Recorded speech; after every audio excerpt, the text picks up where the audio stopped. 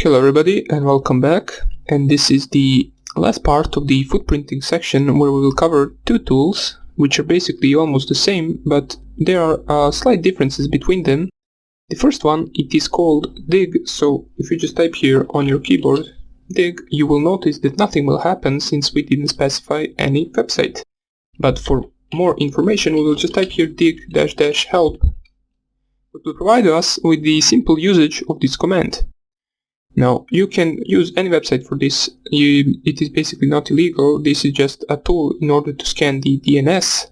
Dig basically stands for Domain Internet Grouper, and with it you can basically try one of the attacks, which is called the zone transfer.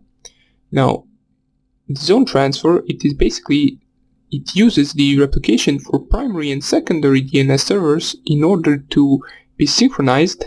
Well, basically the secondary server, for example, asks for data for zone from primary server, and primary server answers with copy of database which has IP addresses and name of hosts. Now, the wrong configuration of the DNS can potentially allow anyone to request a zone transfer. So with this tool we will try out the zone transfer on some of the bigger websites, which of course won't work, but on the smaller ones it could possibly be misconfiguration in the DNS so that the zone transfer is enabled.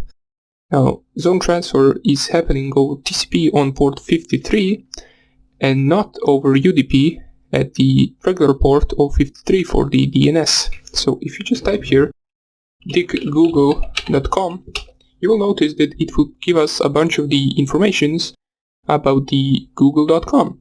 So for example, as we can see, this is the DNS query right here. The NS right here stands for name server, and if we can see that there are 4 of them. The A basically represents the IP address, the 1A stands for the IPv4 IP address, and 4A stands for the IPv6 IP address. We can see also some of the other options, which is the server that it used to query, which is our own router on port 53. As you can see, the usual DNS port will be port 53 over UDP, and my router IP address is 192.168.1.1.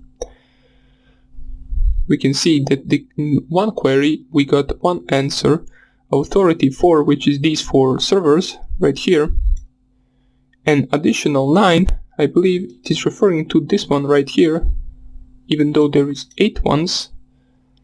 But these are basically the same servers, just with the different IP address. Not different IP address, different format of IP address. This one is, as I said, IPv4, and this one right here is IPv6 IP address. So that is the basic use of the dig command. You can use it to find out some of the information about the domain. But if you, for example, wanted to try out the zone transfer, you can do it like this, for example. So just type here dig, and then you type here AXLFR, which stands for the zone transfer.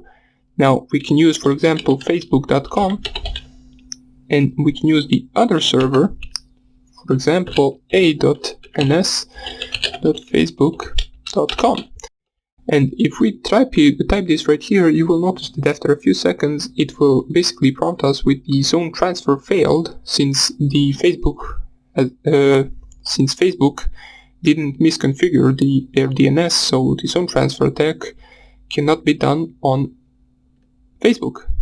Now there may be other smaller sites that could be possibly vulnerable to the zone transfer attack, but we won't be trying to find them at the moment. This is just one of the tools that you can use in order to find out if it is vulnerable. But let me just show you another tool right here, which is called DNS Enum, which is also pre-installed in the Kali Linux. So basically it is the same as the dig tool. If we type right here DNS Enum and google.com, it will provide us with similar information. As we can see, host's address google.com, which is A, stands for the IPv4, and then it will print us the IP address, the IPv4 address of google.com. And right here it is trying to find out some of the name servers of Google. As we saw before, there should be 4 of them. Now this might take a few seconds, and sometimes it actually just times out. It might time out right now, but we will see in a few seconds. I will come back when this finishes.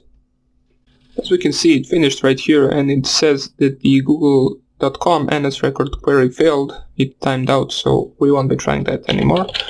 I just wanted to show you that you can use that tool as well if you want to. But that would be it for the footprinting section. So let us just recap what we covered. We covered some of the tools that we use to gather as much information as we can about our targets.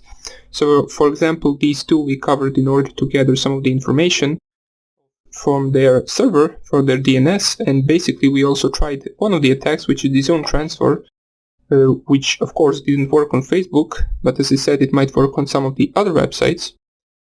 And we also covered the Whois, we also covered the Shodan website, we covered the Harvester in this lecture, or in the previous lecture, where I showed you that it sometimes can actually work. So we gather some of the emails from it.